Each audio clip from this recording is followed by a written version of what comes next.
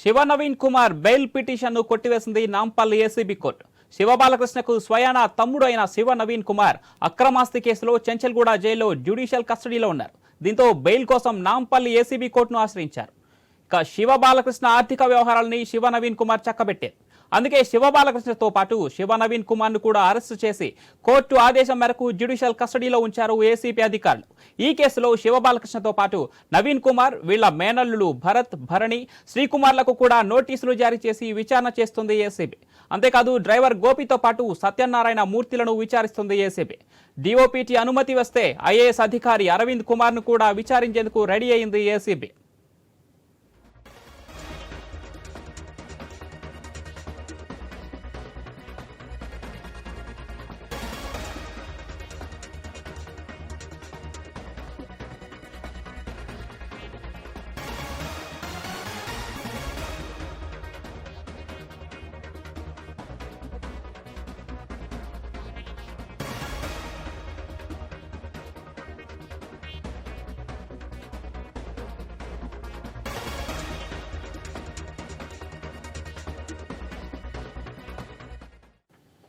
Shiva Naveen Kumar bail పిటిషన్ను కొట్టివేసింది Nampally ACB court. శివబాలకృష్ణకు స్వయాన తమ్ముడు అయిన శివ నవీన్ కుమార్ అక్రమాస్తి కేసులో చెంచల్గూడ జైల్లో జ్యుడిషియల్ కస్టడీలో ఉన్నారు. దీంతో బెయిల్ కోసం నాంపల్లి ఏసీబీ కోర్టును ఆశ్రయించారు శివ నవీన్ కుమార్.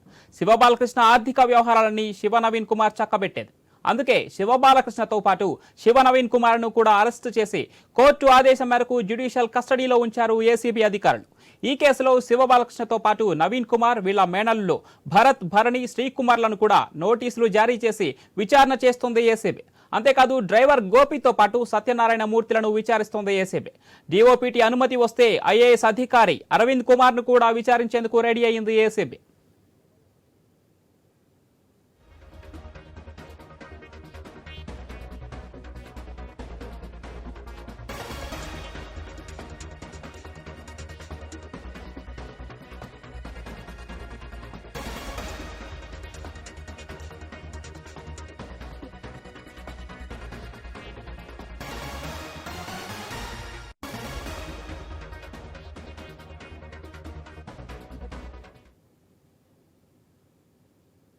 శివ నవీన్ కుమార్ బెయిల్ పిటిషన్ను కొట్టివేసింది నాంపల్లి ఏసీబీ కోర్టు. శివ బాలకృష్ణకు స్వయాన తమ్ముడు అయిన శివ నవీన్ కుమార్ అక్రమాస్తి కేసులో చెంచల్గూడ జైల్లో జ్యుడిషియల్ కస్టడీలో ఉన్నారు.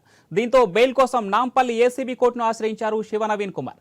శివ బాలకృష్ణ ఆర్థిక వ్యవహారాలని శివ నవీన్ కుమార్ చక్కబెట్టేవారు.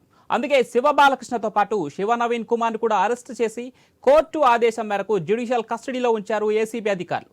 ఈ కేసులో శివ బాలకృష్ణతో పాటు నవీన్ కుమార్, వీళ్ల మేనల్లులు భరత్, భరణి, శ్రీకుమార్లను కూడా నోటీసులు జారీ చేసి విచారణ చేస్తుంది ఏసీబీ. అంతేకాదు డ్రైవర్ గోపితో పాటు సత్యనారాయణ మూర్తిలను విచారిస్తుంది ఏసీబీ.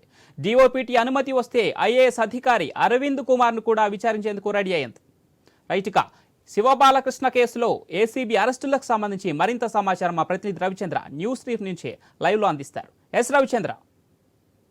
అయితే అనేక మలుపులు తిరుగుతున్న శివ బాలకృష్ణ కేసులో ఇలా ACB court, Nampally ACB court Shiva Naveen Kumar bail పిటిషన్ని రద్దు చేసేసింది. బెయిల్ పిటిషన్ని కొట్టివేసింది. అంటే ఎవరు ఈ శివ నవీన్ కుమార్ అంటే శివ బాలకృష్ణకు స్వయాన తమ్ముడు. అయితే ఈ ఆర్థిక వ్యవహారాలని శివ బాలకృష్ణకు సంబంధించిన ఆర్థిక వ్యవహారాలన్నీ ఈ శివ నవీన్ కుమారే చూసేవారు. ఎందుకంటే ఈ భరణి కావచ్చు, భరత్ కావచ్చు, శ్రీకుమార్ కావచ్చు, వీళ్ళు ఈ శివ నవీన్ కుమార్ కావచ్చు, శివ బాలకృష్ణ కావచ్చు మేనల్లులు కావటం, వీళ్ళు ఎప్పటికప్పుడు ఆ హెచ్ఎండిఏ కార్యాలయంలో దాంతోపాటు రెరాలో జరిగేట విల్లాల కోసం కావచ్చు, ప్లాట్ల కోసం, లేఅవుట్ల కోసం రియల్టర్లు వస్తుంటారు, రియల్ ఎస్టేట్ బిజినెస్ చేసేట వాళ్ళు వస్తుంటారు. వాళ్ళకు అనుమతులు వీళ్ళు చకచకా కల్పించడం, ఎప్పటికప్పుడు వాళ్ళ మేనమామ అయినట్టుగా శివ బాలకృష్ణ తోటి టచ్లో ఉండటం, అనుమతులు ఇప్పించడం, దాంతో ఆమ్యామ్యాలు తీసుకోవటం, ఈ విధంగా అక్రమాస్తి కొన్ని 100 కోట్లు సంపాదించారు. ఇదంతా ఒక చైన్ సిస్టమ్ లాగా నడిచిందని చెప్పుకోవచ్చు. మేనల్లులతో ఈ వ్యవహారం నడిపించేది. మేనల్లులు సంపాదించేది లంచాలు, వివిధ ప్రాంతాల నుంచి, వివిధ రియల్టర్ల నుంచి తీసుకొచ్చినట్టుగా సొమ్మునంతా ఈ శివ నవీన్ కుమార్ మొత్తం ఆర్థిక వ్యవహారాలు, ఎక్కడ పెట్టుబడులు పెట్టాలి, ఎక్కడ ల్యాండ్లు కొనాలి, ఎక్కడ ప్లాట్లు కొనాలి, ఈ వ్యవహారం అంతా ఆయన చూసుకునేవారు. ఇక దాంతోపాటు అనుమతులు ఇవ్వటం, దాంతోపాటు ఇవన్నీ కూడా శివ బాలకృష్ణ చూసుకున్నారు. ఇవంతా ఒక చైన్ సిస్టమ్ లాగా మొత్తం ఒక పక్క ప్లాన్ తోటి ఈ విధంగా అక్రమాస్తి సంపాదించారని చెప్పవచ్చు. 100 కోట్లు సంపాదించారని చెప్పుకోవచ్చు. ఎందుకంటే శివ బాలకృష్ణ చాలా కీలకమైనట్టుగా పొజిషన్లో ఉండేట్టుగా గ్రూప్ 1 ఆఫీసర్గా, దాంతోపాటు శంకర్పల్లి, శంషాబాదు, మేడ్చల్ ఇవంతా చాలా విలువైనట్టుగా ప్రాంతాలు, 111 జియో కావచ్చు, ఇవన్నీ విలువైనట్టుగా ప్రాంతాలు ఉన్నట్టుగా ప్రాంతాల్లో విల్లాలకు కావచ్చు, లేఅవుట్లకు కావచ్చు అనుమతులు ఇవ్వడం అనేది అంత ఈజీ కాదు. ఎందుకంటే అధికారులతోటి ఎంత ఎంత రియల్ ఎస్టేట్ కంపెనీ అయినట్టుగా అధికారులతోటి అనుమతులు తీసుకోవడం అనేది చాలా రిస్క్తో కూడుకున్నట్టుగా పని. దాంతో కొన్ని రోజులు పడుతుంది. వీళ్ళని టచ్ చేస్తే, వీళ్ళని అప్రోచ్ అయితే తొందరగా అయిపోతుంది, రోజుల గంటల తరబడి కూడా అయిపోతుంది. అంటే సాయంత్రం కలిస్తే తెల్లారి ఫైల్ మొత్తం సెటిల్ అవుతుంది. ఈ విధంగా ఈ వ్యవహారం అంతా ఒక పక్క ప్లాన్ తోటి, ఒకటి కాకుండా రెండు కాకుండా సుమారు 7-8 ఏళ్ళు అందులో పనిచేసి డైరెక్టర్గా పనిచేసినట్టుగా శివ బాలకృష్ణ ఈ విధంగా అక్రమాస్తి 100 కోట్లు సంపాదించి ఈ విధంగా పెట్టారు. అయితే దీంతో ఈ శివ నవీన్ కుమార్ కూడా, ఆయన సోదరుడైన శివ నవీన్ కుమార్ ఈ వ్యవహారాన్ని అంతా చక్కబెట్టేవారు. ఈ విధంగా ఏసీబీ అధికారులు దీనికి సంబంధించిన శివ బాలకృష్ణ, శివ నవీన్ కుమార్, భరత్ కావచ్చు, భరణి కావచ్చు, శ్రీకుమార్ కావచ్చు, వీళ్ళందరినీ ఇప్పటికే ఒక దఫా మొత్తం విచారణ చేపట్టింది. అంతేకాకుండా డ్రైవర్ గోపిని కూడా, గోపికి సంబంధించి హోండా సిటీ కారు కొనిచ్చాడు శివబాలకృష్ణ. దాంతోపాటు ఆయన పేరు మీద కొన్ని ఆస్తులు పెట్టారు. దీంతో సుమారు 20 కోట్ల వరకు ఉండొచ్చు అన్న అంచనాకు ఏసీబీ వచ్చిందని చెప్పుకోవచ్చు. అంటే డ్రైవర్ ఒక బినామీగా ఉన్నారు. దాంతోపాటు హబీబ్ కావచ్చు, సత్యనారాయణమూర్తి కావచ్చు, ఈ విధంగా రకరకాల బినామీలోనే వీళ్ళందరికీ నోటీస్ ఇచ్చింది ఏసీబీ.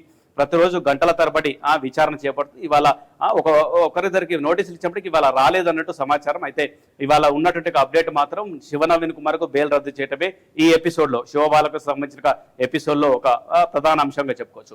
మొత్తానికి ఈ కేసులో ఇదే శివబాలకృష్ణకు సంబంధించిన ఎపిసోడ్ ఎప్పుడెప్పుడు ఆయన ఎదురు చూస్తున్నట్టుగా ఐఏఎస్ అధికారి అరవింద్ కుమార్ కూడా ఎప్పుడు విచారణ చేపడతారన్న ఒక కోణంలో కూడా అంత ఆసక్తి ఉందని చెప్పుకోవచ్చు. ఎందుకంటే గతంలో శివబాలకృష్ణకు బాగా సపోర్ట్ చేశారు అరవింద్ కుమార్, ఐఏఎస్ అరవింద్ కుమార్. ఎవరి ఐఏఎస్ అరవింద్ కుమార్ అంటే మున్సిపల్ శాఖలో ప్రిన్సిపల్ సెక్రటరీ హోదాలో పనిచేశారు. చాలా కీలకమైనట్టుగా పొజిషన్లో పనిచేశారు. దీంతో శివబాలకృష్ణ ఏం చేసినా కానీ చూసి చూడనట్టు ఉండటం, దాంతోపాటు అనుమతులు ఇవ్వటం, అంతేకాకుండా నేను కొంత వాటా కూడా నేను అరవింద్ కుమార్, ఐఏఎస్ అరవింద్ కుమార్కి ఇచ్చానంటూ కన్ఫెషన్ స్టేట్మెంట్లో శివబాలకృష్ణ ఇచ్చారు. ఈ స్టేట్మెంట్ తోటి 161 సెక్షన్ ప్రకారం ఆయన విచారణ చేపట్టవచ్చు. కాకపోతే ఐఏఎస్ అధికారి కావడంతో డిఓపిటి అనుమతి తీసుకున్న తర్వాత విచారించేట్టుకు అవకాశం ఉంది. డిఓపిటి అనుమతి వచ్చిన తర్వాత విచారణ కొనసాగుతుంది. మొత్తానికి మాత్రం ఈ కేసులో అయితే రవిచంద్ర, ఇప్పుడు మనం చూసుకుంటే శివబాలకృష్ణ వ్యవహారంలో తీగలాలితే డొంక కదులుతుందనే వ్యవహారంగా ఉంది. అంటే ఇప్పుడు శివబాలకృష్ణ వ్యవహారంలో ఇప్పుడు ఐఏఎస్ అధికారి అరవింద్ కుమార్ అయితే స్క్రీన్ పైకి వచ్చారు. అరవింద్ కుమార్ని విచారించడానికి డిఓపిటి ఆదేశాలు ఇస్తే ఆ విచారణలో ఏం జరిగే ఛాన్స్ ఉంది? అయితే రాజకీయ నాయకులు, గత ప్రభుత్వంలో ఉన్న మంత్రులు ఎవరైనా తెర మీదకి వచ్చే అవకాశం ఏమైనా ఉందా? అయితే శివబాలకృష్ణ ఐఏఎస్ అధికారి అరవింద్ కుమార్ ఏ విధంగా అయితే పేరు చెప్పిండో, అరవింద్ కుమార్ కూడా నేను అనుమతులు ఇవ్వడానికి నా మీద కూడా ఒత్తిళ్లు ఉన్నాయి. ప్రభుత్వంలో గతంలో పనిచేసిన రాజకీయ నాయకులు కొంత ఒత్తిడి పెట్టారు, ఒకవేళ చెప్తే వాళ్ళని కూడా పిలిచేయడానికి అవకాశాలు ఉంటాయి. దానికి సంబంధించి అయితే మొత్తానికి మాత్రం అసలు స్క్రీన్లోకి, అంటే సీన్లోకి అరవింద్ కుమార్ రావాలి. అరవింద్ కుమార్ వచ్చిన తర్వాత ఇక తతంగం అంతా, ఈ ఎపిసోడ్ మొత్తం, విచారణ మొత్తం చాలా వేగం అవుతుంది చెప్పుకోవచ్చు. ఎందుకంటే హెచ్ఎండి అనేది ఒక బంగారు బాతు. దాంతోపాటు మున్సిపల్ అడ్మినిస్ట్రేషన్లో ప్రిన్సిపల్ సెక్రటరీ అంటే ఈ పోస్ట్ కూడా చాలా కీలకమైన పోస్టు. అంటే ప్రభుత్వంలో చాలా కీలకమైన పోస్ట్. ఎందుకంటే తెలంగాణ రాష్ట్ర వ్యాప్తంగా కూడా సుమారు 42% జనాభా అర్బన్ ఏరియాలో ఉంది. దట్టు హైదరాబాద్లో చాలా విలువైనట్టుగా ప్రాంతం. ఎందుకంటే ఇంటర్నేషనల్ ఫోకస్ ఉన్నటువంటి సిటీ హైదరాబాదు, చాలా విలువైనట్టుగా ప్రాంతాలు ఉన్నాయి. దాంతోపాటు శంషాబాద్ ఎయిర్పోర్ట్ చుట్టూ కావచ్చు, 111 జియోలో, ముఖ్యంగా 111 జియో ఎత్తే కంటే ముందే ఈ శివబాలకృష్ణ కావచ్చు, ఐఏఎస్ అరవింద్ కుమార్ కావచ్చు, వీళ్ళు కొన్ని అనుమతులు ఇచ్చినట్లు విచారణలో తేలుతుంది. ఎందుకంటే ఈయన అనుమతులు ఇవ్వబట్టికే కన్స్ట్రక్షన్ జరిగినాయి, అక్కడ నిర్మాణాలు జరిగినాయి. దాంతోపాటు మంచిరేవులో కావచ్చు, గచ్చిబౌలి కావచ్చు, చాలా విలువైనట్టుగా నార్సింగ్ కావచ్చు, ఇట్లాంటి ప్రాంతాలంతా కూడా ఫైనాన్షియల్ డిస్ట్రిక్ట్ ఏరియాలో కావచ్చు, చాలా విలువైనట్టుగా ఏరియాలో ఐఏఎస్ అధికారి స్థాయిని, ఐఏఎస్ స్థాయి వ్యక్తిని విచారణ చేయడం కోసం డిఓపిటికి ఏసీబీ ఎలాంటి ఆధారాలు చూపిస్తుంది? అంటే ఖచ్చితంగా ఈ వ్యవహారంలో అతని పాత్ర కూడా ఉందని నిరూపించడానికి ఏసీబీ ఎలాంటి ఆధారాలు చూపిస్తుంది? అంటే కన్ఫెషన్ స్టేట్మెంట్లో శివబాలకృష్ణ, ఐఏఎస్ అరవింద్ కుమార్ పేరు చెప్పారు కాబట్టి ఈ విధంగా ఆధారాలు చూపిస్తుంది. ఎందుకంటే ఈయనకు కూడా సంబంధాలు ఉన్నాయి ఇందులో. ఈ అవినీతి, శివబాలకృష్ణ సంబంధించిన అవినీతిలో వాటాలు వెళ్ళాయంటూ శివబాలకృష్ణ ఒప్పుకున్నారు. శివబాలకృష్ణ కన్ఫెషన్ స్టేట్మెంట్లో, వాంగ్మూలంలో ఈ రిపోర్ట్ ఇచ్చారు. అందుకే విచారించాల్సిన ఉంది, ఆయన కూడా విచారించాల్సి ఉందన్నట్టుగా విధంగా